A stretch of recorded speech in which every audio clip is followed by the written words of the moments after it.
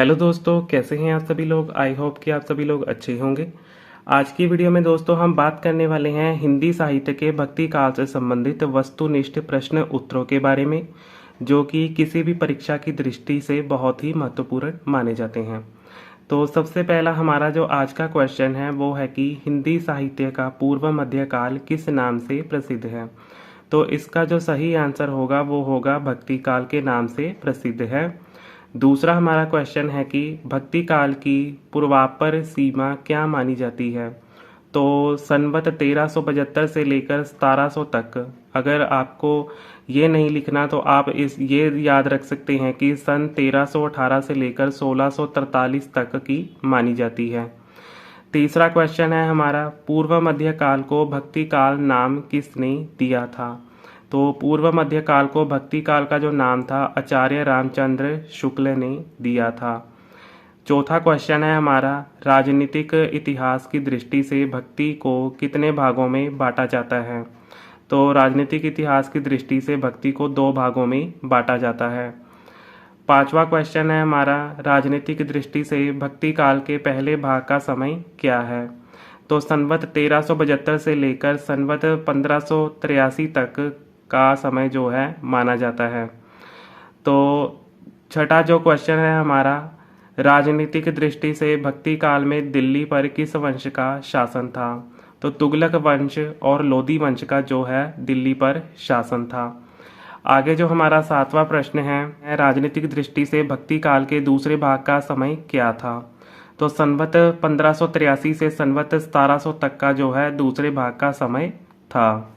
आगे जो 8वां प्रश्न है, राजनीतिक दृष्टि से भक्ति काल के दूसरे भाग में दिल्ली पर किस वंश का शासन था।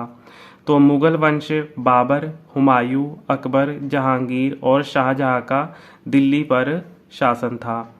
आगे हमारा 9वां क्वेश्चन है, राजनीतिक दृष्टि से भक्ति काल कैसा काल था। तो अशांत, संघर्षपूर्ण और परेशानी से भरा हुआ काल था भक्ति काल। आगे है हमारा 10वां क्वेश्चन, भक्ति काल की लहर किधर से आई हुई मानी जाती है। तो दक्षिण भारत से ये जो लहर है आई हुई मानी जाती है। आगे जो 11वां क्वेश्चन है, जन भाषा में भक्ति का आरंभ उत्तर भारत में किसने किया था। तो रामानंद ने किया था। आगे जो 12वां क्वेश्चन है, किन 2 विद्वानों ने भक्ति आंदोलन को पराजित मनोवृत्ति का परिणाम और मुस्लिम राज्य की प्रतिष्ठा की प्रतिक्रिया माना था। आचार्य रामचंद्र शुक्ल और बाबू गुलाब राय ने माना था। आगे जो 13वां क्वेश्चन है हमारा वो है कि किन पश्चिमी विद्वानों ने भक्ति काल को ईसाई धर्म की देन माना है। तो वेवर, कीथ, ग्रियर्सन और विल्सन ने ईसाई धर्म की देन माना है। आगे हमारा 14वां क्वेश्चन है, किन विद्वानों ने भक्ति काल को मुस्लिम संपर्क की देन माना है।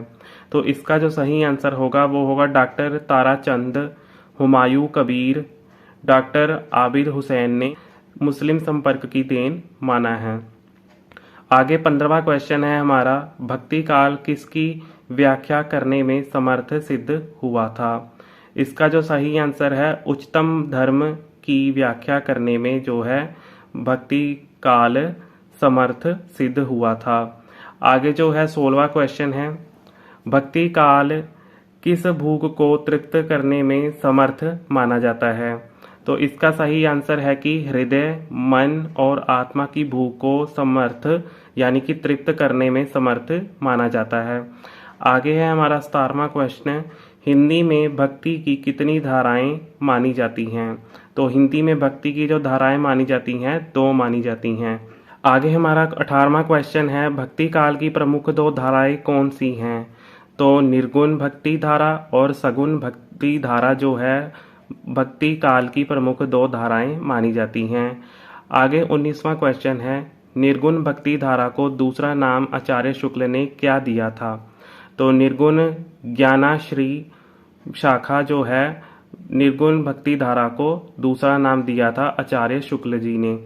आगे है 20वां क्वेश्चन हमारा, सगुण भक्ति धारा के कौन से भाग माने जाते हैं। राम भक्ति और कृष्ण भक्ति जो है सगुण भक्ति धारा के दो भाग माने जाते हैं।